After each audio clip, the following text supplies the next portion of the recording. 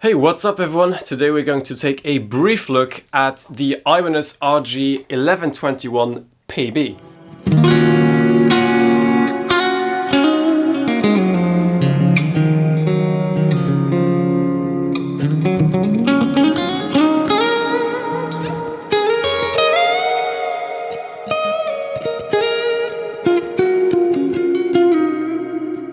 So this guitar belongs to my bandmate in Legacy of Atlas.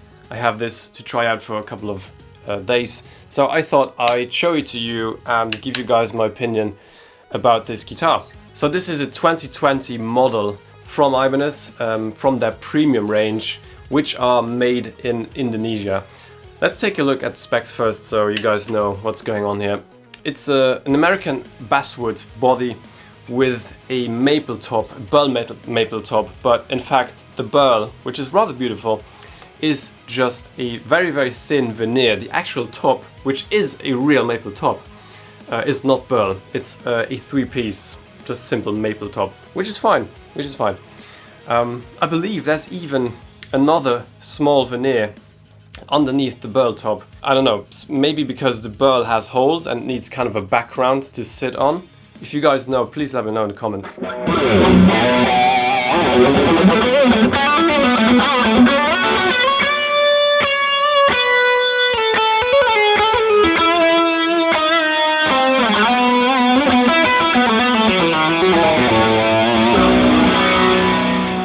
We have a way too many piece neck with maple, these small walnut side stripes, and a Bubinga stripe in the middle.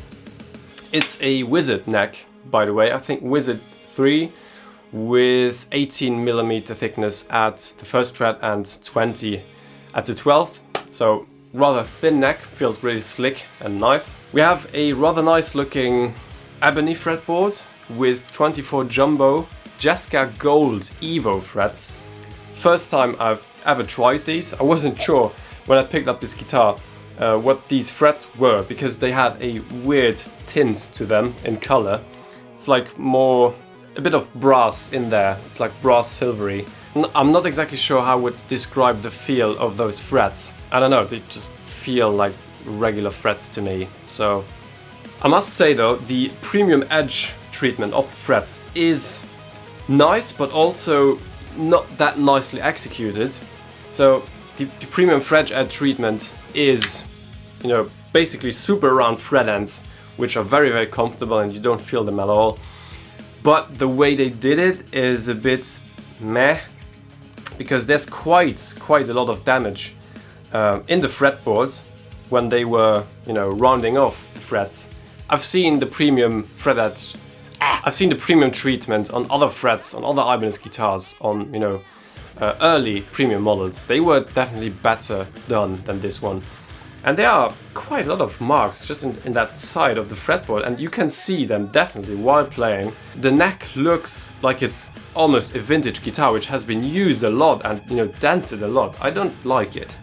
I really don't like it. But yeah, let's move on with the specs. Sorry, got confused there.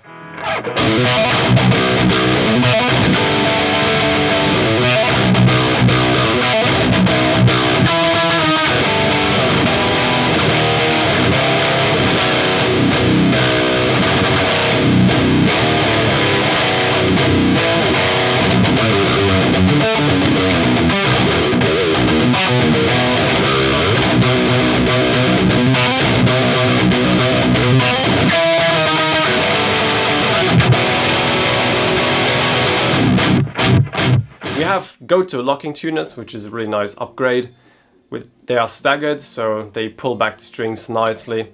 Matching headstock, which is, I think, necessary in that price range. Luminlay side dots and mother of pearl inlays on the fretboard, really nice. You have this monorail fixed bridge, so the individual saddles are like individual mini bridges.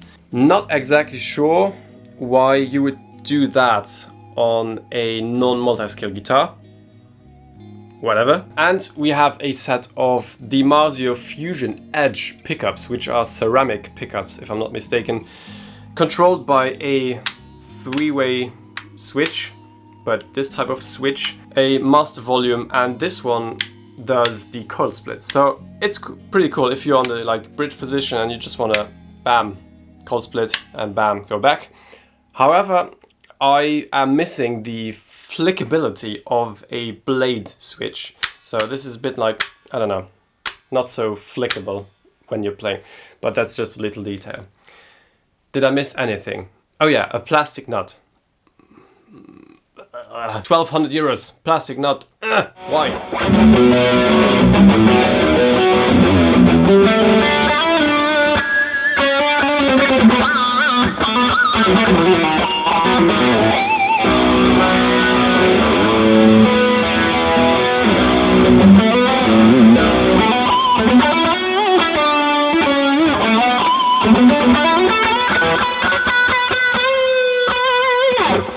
Yeah, what do I think of this guitar?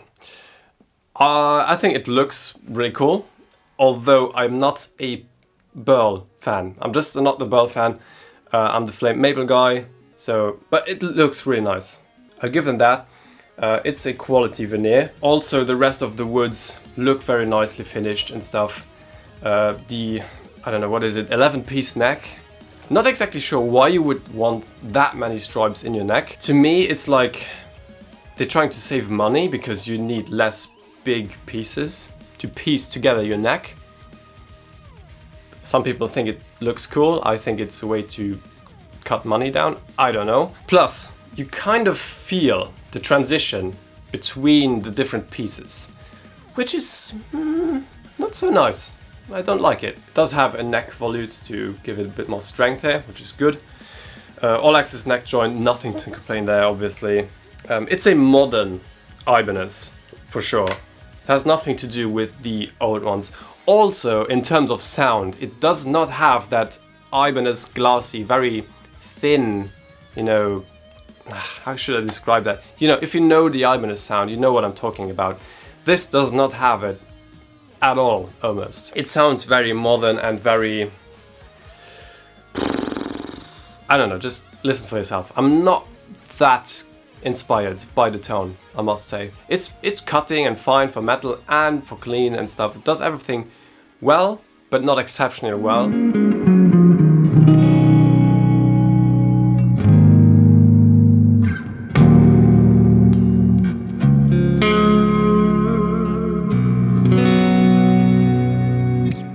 What more to talk about? I am not happy how this guitar is basically feeling and set up. Now, I did a little setup for my bandmate. He said he likes the action a bit higher than usual because he likes to dig into the strings without them buzzing, and you do have more sustain if you do that, if you raise the action a bit. But the nut is, in my opinion, too high. So the strings are too high up at the nut already, and subjectively the guitar does not feel like 1,200 bloody euros. I'm sorry. Like, it's pretty much fine. There are no big flaws or anything, it would be unacceptable. But it's not, you know, like, it's not premium, that premium to me, feeling at least. It's not there at prestige level, which it isn't. Therefore it's premium, it's made in Indonesia, not in Japan.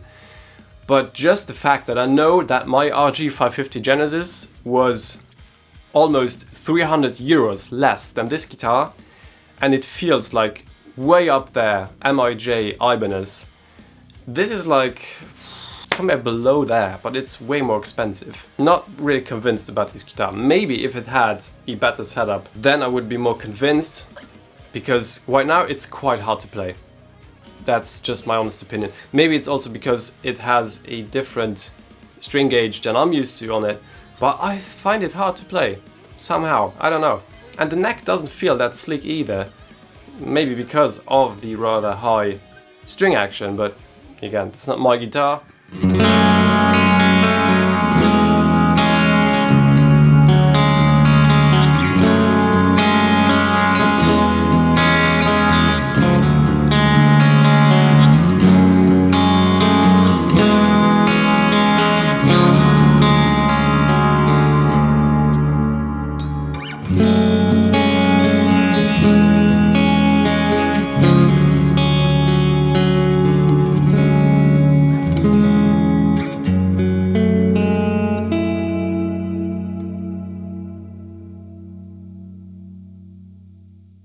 anyway, let me know what you think. How do you think it looks? How would you react to the things that I just mentioned? I think Ibanez has gone down a bit when it comes to the Indonesian-made models, because, I don't know, I have a base made in Indonesia, the headless base, and it's just, you know, it was also quite expensive, but it's not there than I would expect it to be for that price.